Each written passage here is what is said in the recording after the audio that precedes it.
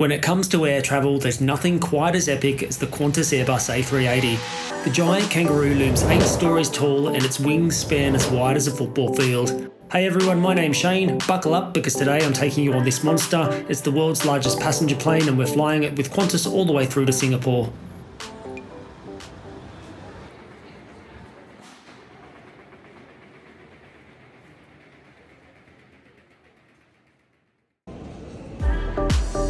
Qantas self-check-in here is super easy. Scan your passport, print your boarding pass and bag tag, then drop it off at the self-service bag drop.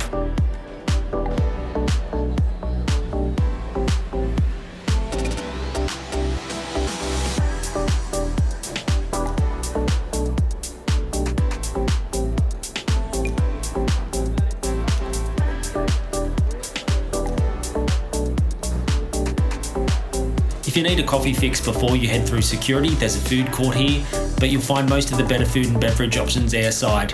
And Sydney's really well known for an extraordinary amount of duty-free shopping.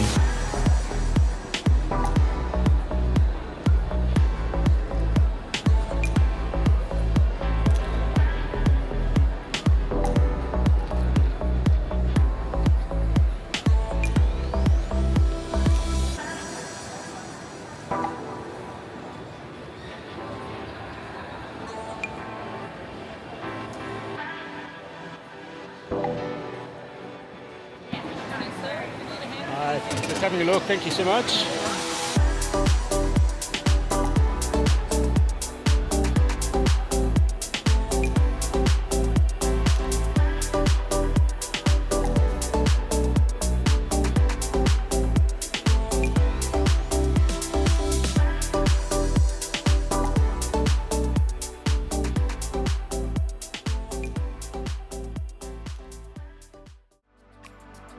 $251 A380s were delivered to airlines across the globe, with 12 of those heading down under to Qantas. Qantas named all of these after Australian aviation pioneers. We'll be flying on the very last A380 that was delivered to Qantas. It's an aircraft named Phyllis Arnott. And if that name sounds familiar, Phyllis was a member of the famous Arnott biscuit family, but more importantly, she was actually the first Australian woman to gain a commercial pilot's licence. The A380 will forever be iconic because its mammoth size allows for 2 decks of passengers. On the upper deck, you'll find a whopping 70 business suites and 60 premium economy seats. Below on the main deck, you'll find 14 first class suites in the nose and 341 economy seats.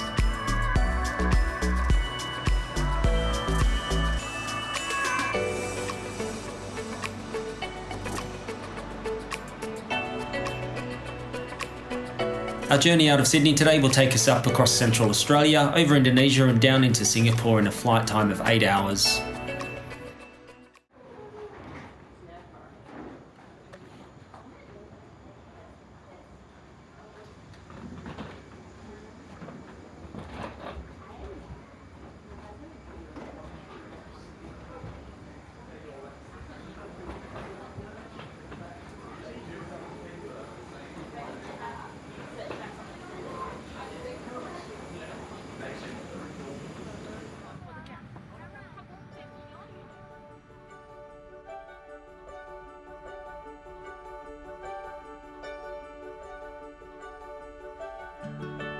Today I'm sitting in 84K at the back in economy.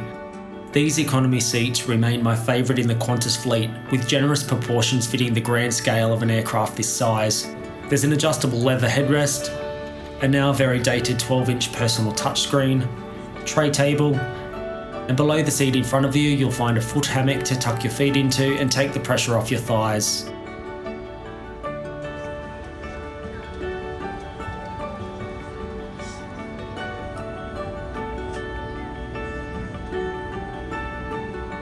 On every seat there's a small pillow and a textured blanket, one of the touches from designer David Kayon, who was involved in the latest cabin refresh.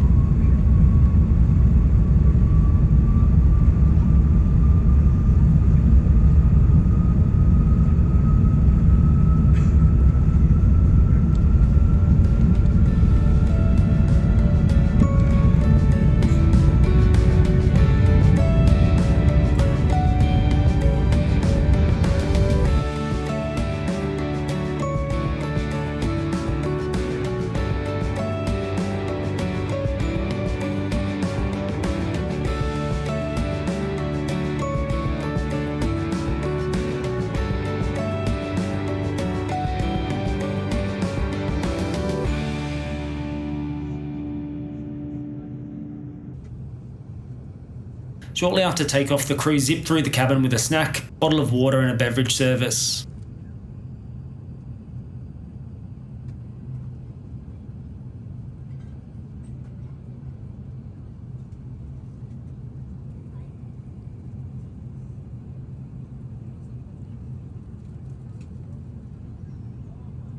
To keep you entertained, you'll find a wide selection of movies, TV shows, music and games. While there's no Wi-Fi on this aircraft, it is equipped with my favourite feature, Skycam. It gives passengers access to live video feed, which is streamed from exterior cameras mounted on the tail fin and underbelly.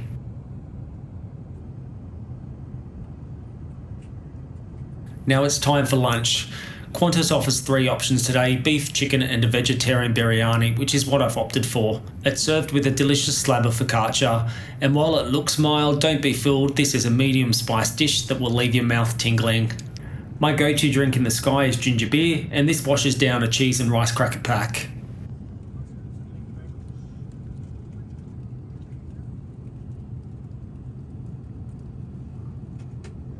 The meal is wrapped up with a tea and coffee service, and I can never go past a hot chocolate to settle down into a movie with.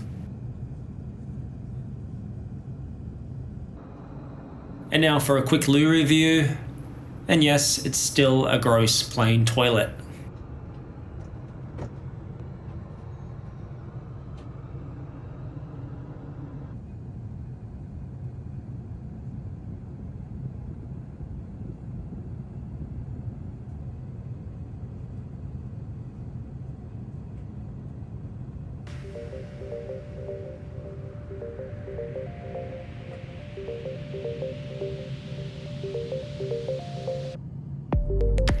Now I pick a window seat for a reason, and this spectacular view is exactly why.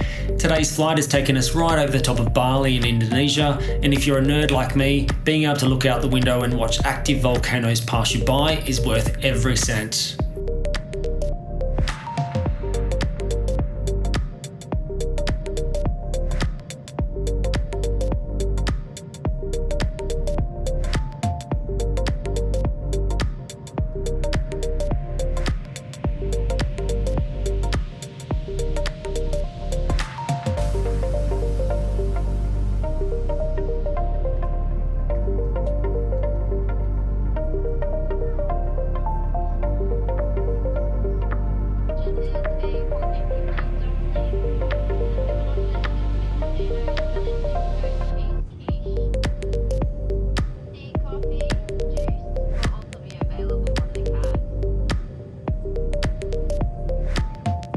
As we head into the last few hours of the flight, Qantas serve up a light refreshment, and this afternoon we have South Korean bibigo dumplings. Yum.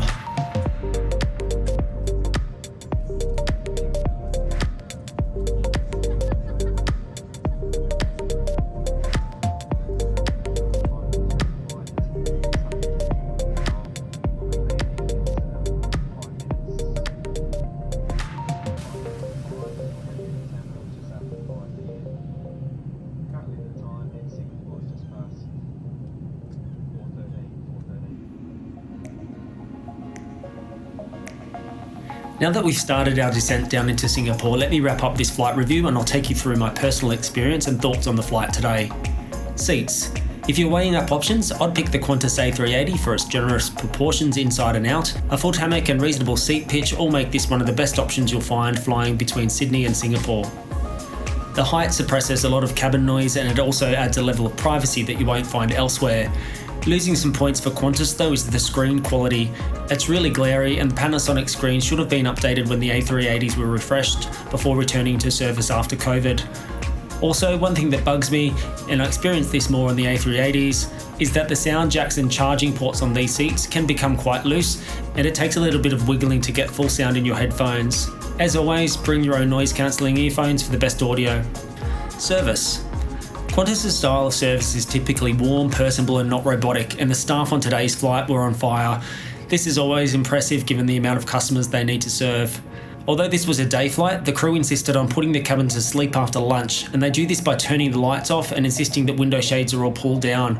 Personally, I hate this. The cabin is confined enough, and I don't particularly want to sit in the dark for hours during the day. And I certainly don't want to be interrupting the people around me by opening the window shade to break up the monotony.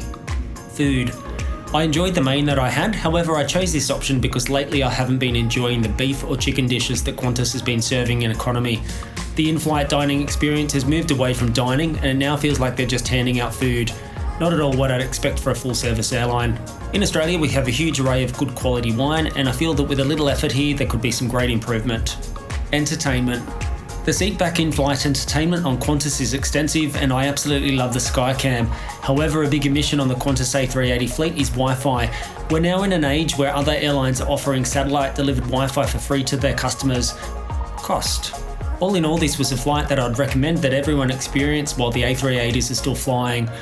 On this route to Singapore today, you can typically pick up a one-way fare in economy from $750 through to $1,200 Australian dollars. If I can kindly ask a favour from you now that will help me bring more content to the screen, reach over and hit that like button and subscribe to come along on more journeys with me.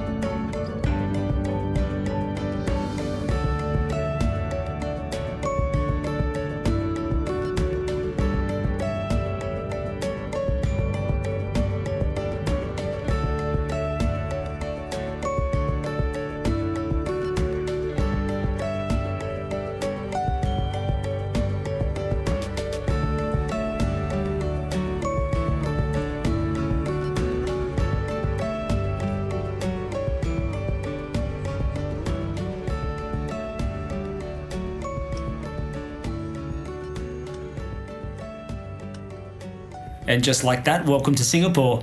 Thanks for watching, and until next time, safe travels.